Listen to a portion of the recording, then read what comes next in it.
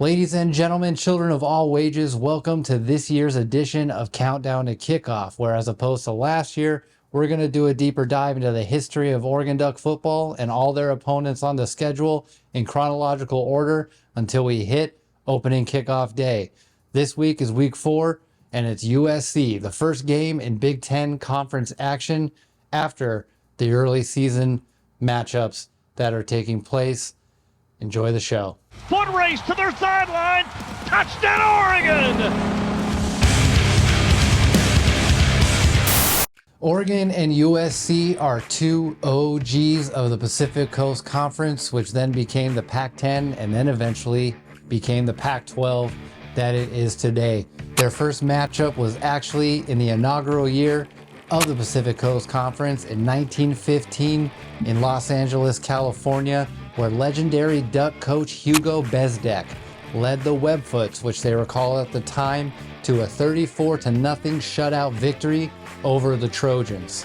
Unfortunately, after the Webfoot Trojan matchup in 1915, USC took 9 straight games with one tie between the years of 1920 and 1940.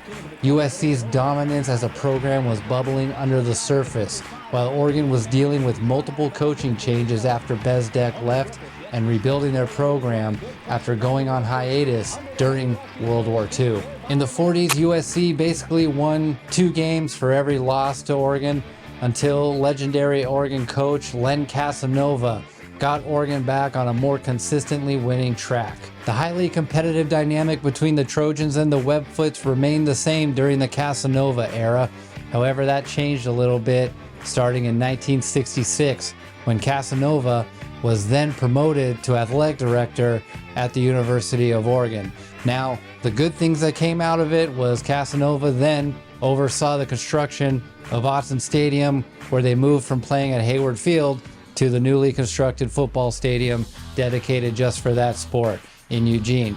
However, the unintended consequence of Casanova then leaving his head coaching position was it created quite the vacuum for head coaching for Oregon football as a program, which then created quite the coaching carousel and instability in the program, which led to what Duck fans have historically known as the Great Suffering.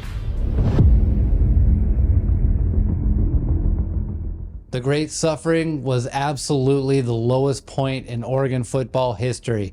Autzen was completely empty, no fans whatsoever. The only people that showed up at these games were families and girlfriends of the players. No one wanted to see. That's why the Grateful Dead actually has quite the history with Oregon football and Autzen Stadium in Eugene in particular, because frankly, those shows that they played kept the lights on in the stadium because the football team wasn't really doing much at that time.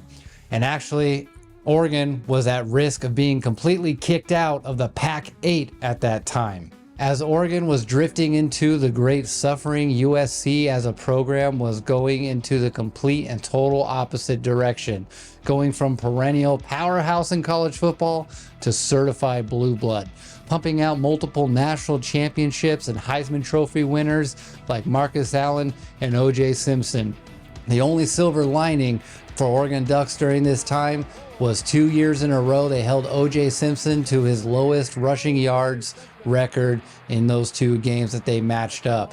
From 1972 to 1986, USC won 11 straight games against Oregon, including 1 win in Tokyo in 1985. During USC's major win streak, legendary Coach Brooks was hired in 1977 as Oregon head coach.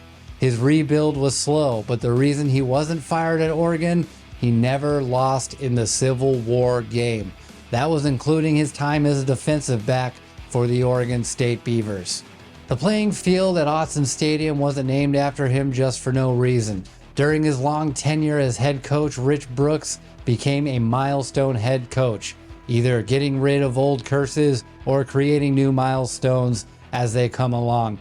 The first milestone that he reached was finally snapping that 11-game losing streak against USC in 1986, led by star QB Bill Musgrave, who had a rise to prominence specifically because of this game where he had a career high 287 passing yards in a 34-27 victory over the Trojans. Now, after the 1986 Oregon victory, there was still that same dynamic.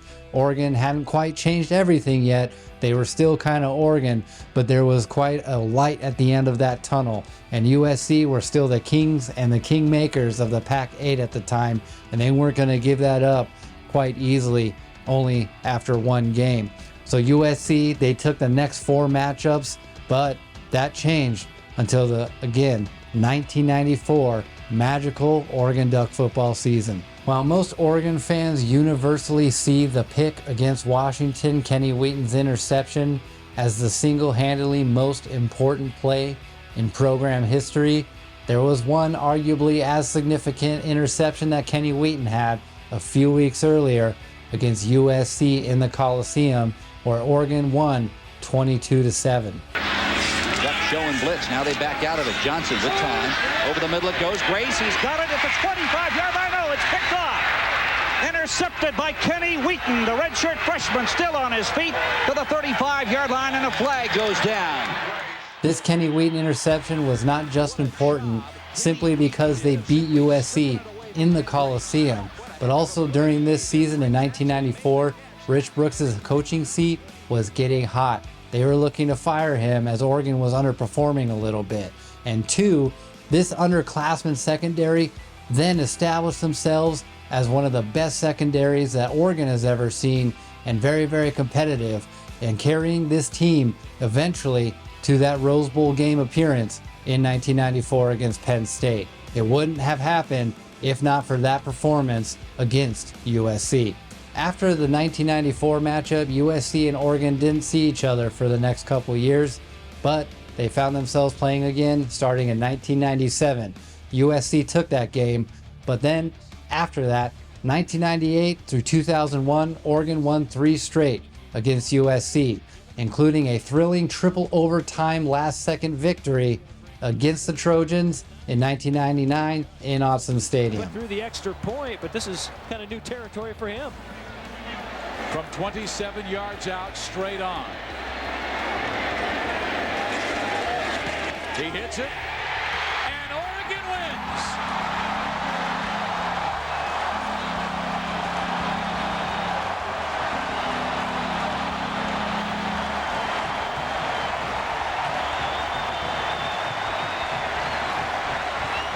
Now, the 2001 victory for Oregon was significant because it was the beginning of the Pete Carroll era. And because it was the first year of that era, it was also kind of a stolen victory for Oregon, as Pete was still starting off the process of rebuilding the USC program.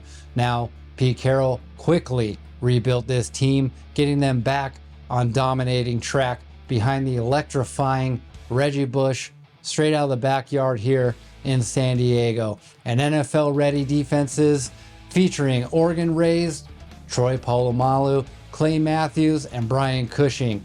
USC takes the next 3 matchups between 2002 and 2006, and it seems Oregon took a shot at the Pac-10 king and missed.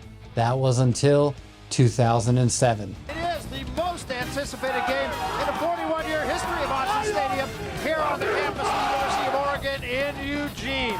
The Oregon Ducks, they feel they've got a statement to make today. USC, they feel they have something to prove as well. That's what makes it on this Kyocera College Football Saturday as the USC Trojans come calling on the hometown Oregon Ducks. After a blistering start to the 2007 season, including the blowout at the Big House, Oregon came into the Autzen Stadium matchup against USC ranked number 5, while the Trojans were ranked number 9. This was a big matchup, and USC was trying to stay on the throne of the Pac-10 conference, while Oregon felt they had another bullet in the chamber to take another shot at the king. The 2007 game between Oregon and USC became a fight between 2 huge heavyweights trading haymakers. Oregon was up 24-10 in the 4th quarter in this matchup until Mark Sanchez then took his team 85 yards in just 48 seconds in the 4th quarter to make it a 24-17 one-possession game leaving plenty of time in this game for USC to attempt and complete the comeback. They almost did. USC was driving in their 2-minute drill to tie the game, reestablishing their rule over the Pac-10 kingdom until Matthew Harper. Middle, intercepted. Harper has another one. Harper at the 40. Harper steps out of bounds, and this game, for all intent, is over. His second interception of the game with just 11 seconds left to seal the victory for the Ducks, winning 24-17. But the Kings of the Pac-10 were not dead yet. That was until Fright Night. Now, why was it called Fright Night? Well, on that particular Saturday, it was Halloween. Oregon was dressed in all black, and it was nighttime in Autzen Stadium. The scene was set perfectly for two teams trying to take the throne of the Pac-10 kingdom. Oregon was ranked number 10, and Jeremiah Masoli was in the midst of his rise as an Oregon QB legend. Matt Barkley was leading the Trojans, who were number 5, to maintain their right to the Pac-10 kingdom and keep the crown as kings. This season was also the last ride for the dominant Pete Carroll era. Once again, the two teams traded blows, leading to a 24-17 Oregon lead at half, but that didn't last long as Oregon put up 17 unanswered points in the third quarter and shutting out USC in the fourth quarter on the defensive side. Jeremiah Masoli threw for 222 yards and rushed for a whopping 164, but even that wasn't the most important statistic in rushing, as LaMichael James, a burgeoning young star for the Oregon Ducks, torched the Trojan running defense, rushing for 183 yards. Oregon won this game 47-20, and it was at this point the new king of the Pac-10 and eventual Pac-12 was crowned. Since 2009, Oregon has gone 8-2 against USC, and the last time the Trojans beat them was in 2016, but USC leads the overall series with 39 wins, 24 losses, and 2 ties. We'll see how it goes in this upcoming season.